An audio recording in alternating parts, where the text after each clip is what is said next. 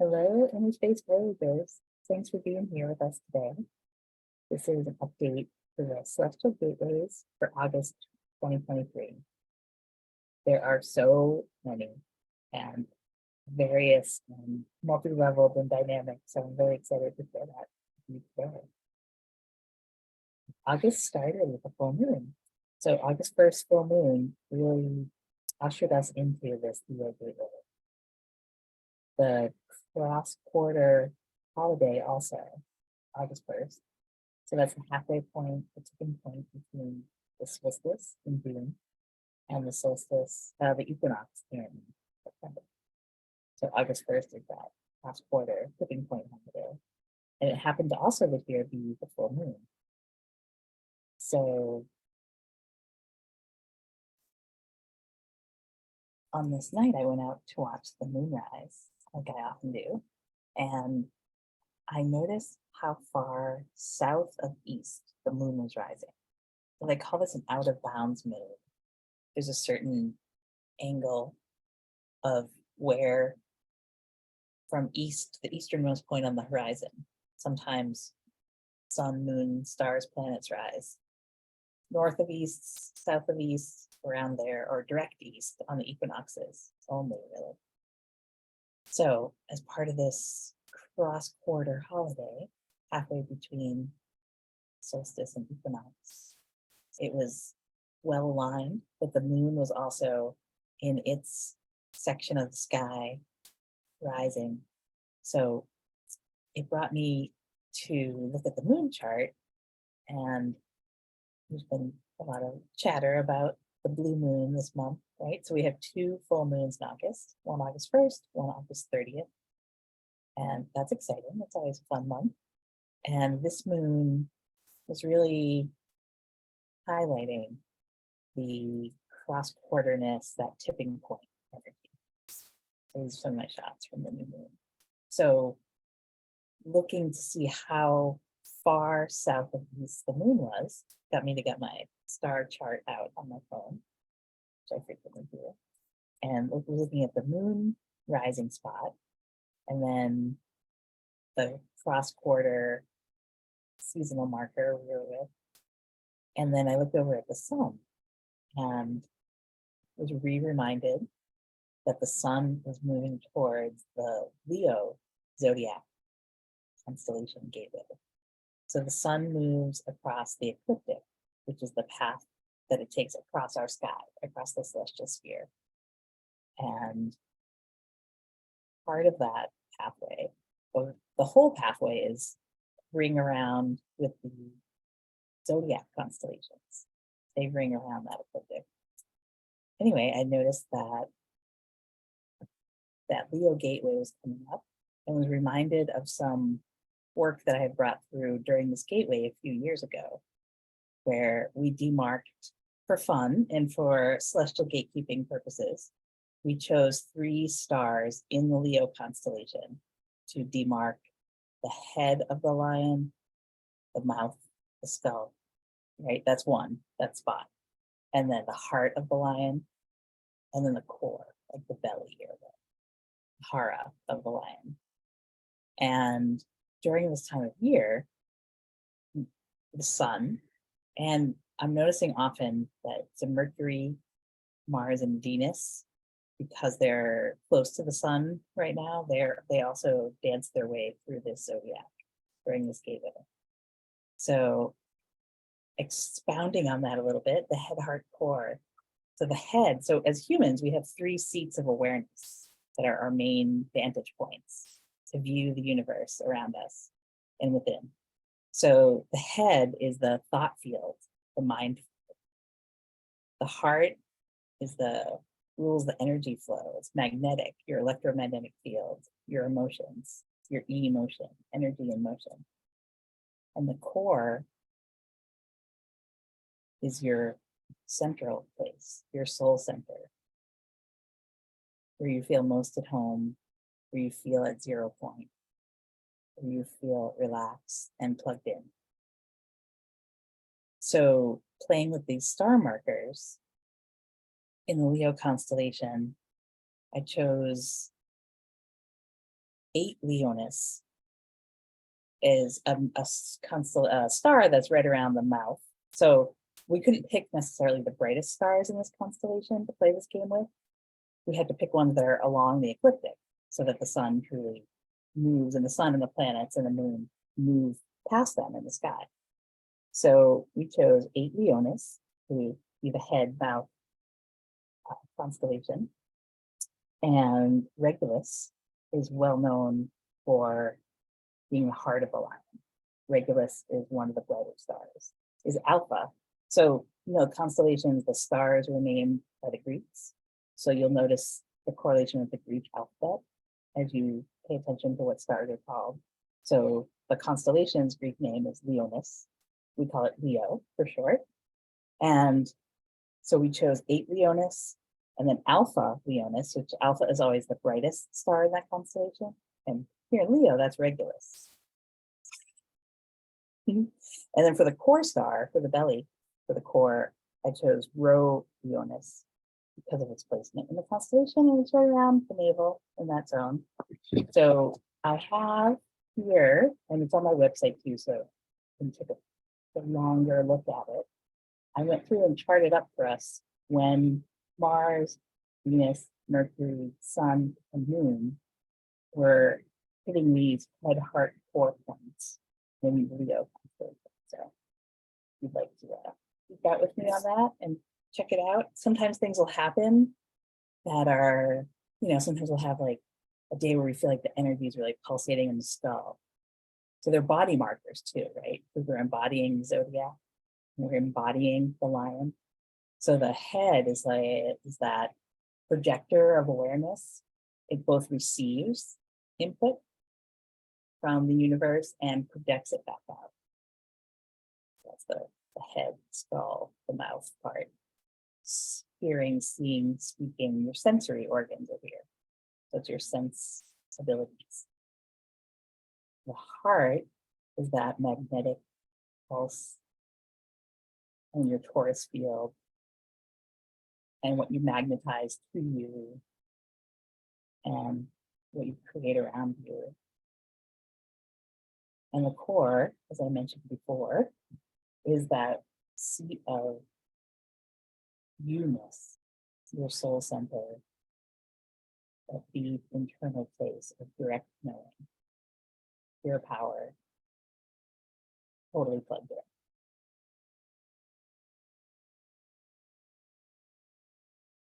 So this is a fun way to play the celestial gateway with the stars. And also, it moved into another chunk of the material that wants to come through today, is in general, working with the solar zodiac relays. So we use the zodiac constellations as markers to define and kind of section off the sky as the sun moves through along the ecliptic. And, we're familiar with these zodiac constellations because it is also what astronomers use. Our work here in celestial gatekeeping is distinct and different. It's like a sister science to astrology. Celestial gatekeeping works with where the sun or planet or whatever's shining in the sky, where that is in actually tonight in the sky, what constellation that particular celestial body shows up in. So you'll notice that it's different most of the time from what the house is of astrology. That's like a whole nother sister science. And so here we're focused on what we see in the sky and where it falls in the sky today, on this day, and what constellation. So the zodiac constellations demark boundaries on this ecliptic and kind of trace out. They're not all equal in length or how much of the circle they take up. So it's like in a regular pie shape, the constellations are. And the beginning or the boundary of each one acts like the zodiac week. So the sun is in the sign of Cancer one day, and then it passes that gateway, and then the next day it's in the sign of Leo. So that movement, kind of like when you are driving down a road and you pass a entering Boston sign, that's I'm in this city now. Same thing with the sun driving through the zodiac. So every June, July, and August, the sun passes through the solar gateways of Cancer and Leo. And here we are now, moving through this gateway. So August 11th is when the sun moves into Leo. And I was noticing, oh, look at bright Venus. So another big influence that we're under right now is the sun conjuncting Venus. So we have these simultaneous, it's like this August is like a layer cake of celestial goodness. Just like layer and then frosting and then more yummy cake and then more frosting. And then it's like for all of us to nourish our soul nourishment. So August 11th, the sun moves through that zodiac marker gate and is now in Leo. I did notice how close it was to Venus, so that of course led me to want to investigate when's the sun conjuncting Venus, and that is August 13th to move towards. And in general, it was like, oh, let's tabulate this, because I was kept having to look up the instances of like Wednesday's here, when's that there, and it was a larger undertaking than usual because there's so much happening. So you'll see me referring to notes, and that's why I had to devote a whole new web page to it so that didn't even fit in a blog article. It's its own section of the inner space panels. So here we are as the sun moves in to the Leo gateway, and the sun will be moving, as I mentioned, through those ecliptic stars.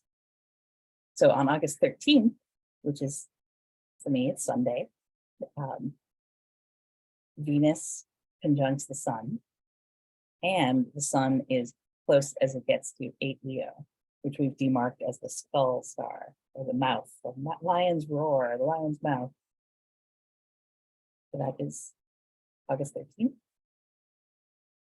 The sun moves along the ecliptic, and then it next conjuncts Regulus, so the heart of the lion, the electromagnetic heartbeat of you, your lion self, your Leone. And then the sun moves into the core, August 29th. Did I say the dates for that last one? Let me go back. It's up here, but it's August 22nd and 23rd. Over that period of time, the sun is as close as it gets to Regulus. Very powerful time, very powerful alignment. Your lion heart comes on full blast. Okay, and then Rho, that's the Greek letter, looks like a little lowercase p with a swirl. Rho Leonis, or Rho Leo, is the sun is conjuncting that August 29th. So those are some powerful alignments. And then also on this August 1st night, I was looking west in the sky because I knew that it was one of the last nights that we're going to be able to see Venus. Or in fact, because of our cloud cover, we've had copious amounts of clouds and rain where I live this summer. It's been wonderful, but there's also limited sky viewing in those conditions. So this was the first clearish night, and I had been looking for Venus. Now, those are some sports stadium lights. I wish I could say that was Venus, but it's not Venus. But I was out, so of course I was looking east to watch the moonrise, but then I kept looking west as best I could to see if I could see Venus, because I knew that the Heliacal setting of Venus was right around this time. So what does that mean? Heliacal means of the sun or nearby the sun. So when the sun sets, a star has to be a certain distance from it for it to get dark enough for us to see it. And just if any celestial body is near the sun, you can't see that celestial body because the sun is much brighter, right? And it makes daylight, and some stars and planets you can see at twilight and even sometimes in daylight. Right now, so on August 13th, the Venus moves between the Earth and the sun. It's called an inferior conjunction, but it's literally in a line from sun, Venus, Earth, Venus, sun. So that lineup, Venus won't be visible then, right? Because it's conjuncting or with the sun in the sky. So there's a little period of time where that star or planet becomes invisible to us, not visible from Earth because it's in the daylight.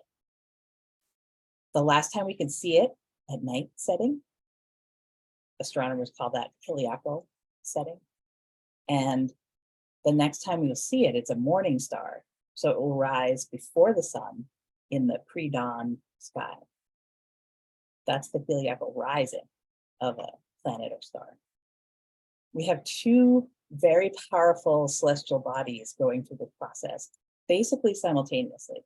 So we have Venus and Sirius, both in coming super close to the sun moment right now in August 2023. And personally, I have never felt anything like it. It's tremendous. So this is July 31st-ish. Depends on your latitude, your vista, what you can see, how high up you are. If you're looking from a mountain or a hill, or if you're, at the ocean with a clear vista or a lake. But it's basically the last time you can see something set. So that was also happening this August 1st, this full moon day. And so that was a whole nother avenue of exploration and alignment dates that flowed forward. So Sirius and the sun, when two stars, sun and moon, sun and any other planet or star, when they rise or set at the same time, that's a gateway.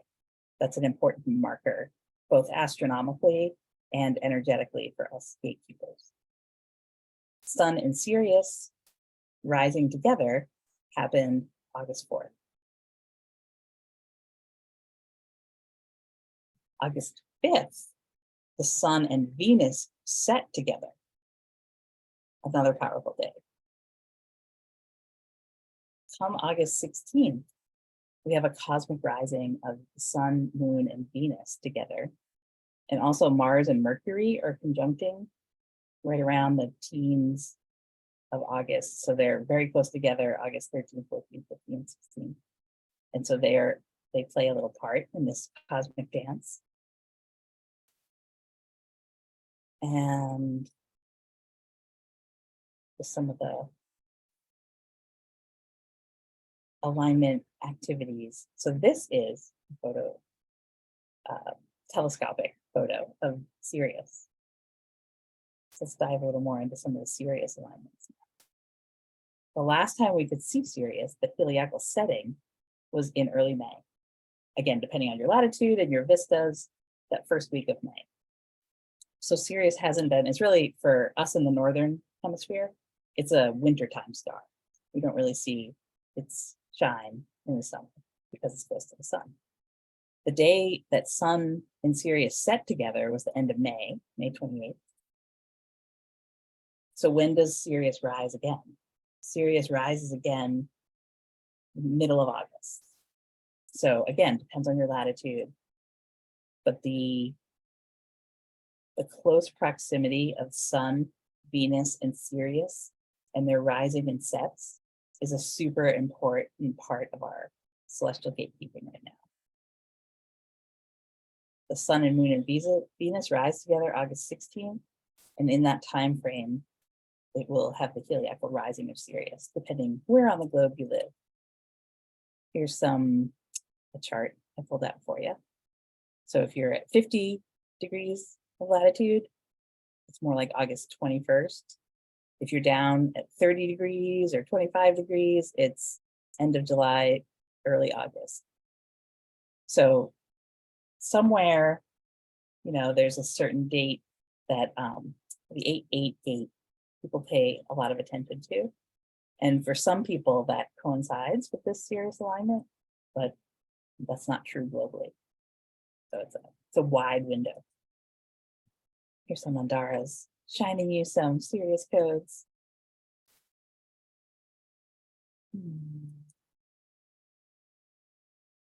And I think that is basically what I wanted to share with you today. The rest of this is going to have to wait for another share because there's more stuff coming up at the end of August, and I will do the same thing again to show you that this feels full incomplete.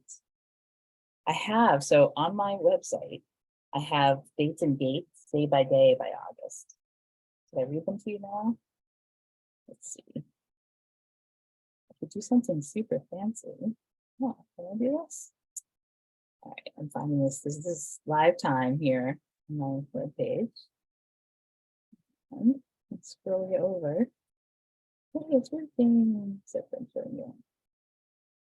There we go. What's that? All right. Dates and gates, day by day in August. So like I said, August 1st, the full moon, super moon. August 4th, we had the cosmic setting of the sun in Sirius. August 5th, we had the cosmic rising of sun and Venus. August 8th is a very popular 8-8 date gate. August 9th, I noticed that at midnight, the Pleiades, the moon, Uranus, and Jupiter rose together. And August 8th was we had a big weather clearing where I live, tornadoes and floods and fun stuff like that. So there's a lot moving through the moon and that 8-8 gate. August 11th, the sun moves into the constellation Leo. That Leo solar zodiac gateway opens. August 13th is a huge day. August 13th, Mars and Mercury conjunct. That's a powerful alignment in itself. And the sun, Venus conjunct in the mouth of the lion, all on August 13th. August 16th is a new moon, and the sun and the moon are right with Venus when they rise together. So the cosmic rising of the sun, moon, and Venus. August 14th to 20th, that window we just talked about, is the Heliacal rising of Sirius. And then a few days later, Venus will pop into the morning sky. So that Heliacal rising is, if you're up before dawn and you're looking eastward, before the sun comes up, a star or a planet will show itself very low on the horizon. So it's hard to see because you can't have trees or clouds or obstacles. So try to find a vista where you see things rise and then play the game for yourself when you can see it. It depends on your weather too, your local conditions. So the Heliacal rising of Sirius, a few days from the Heliacal rising of Venus, is a powerful, powerful gateway. And they will stay together, basically. I mapped it out, or I was looking at it through the star charts through September. So it's not just this 20s of August.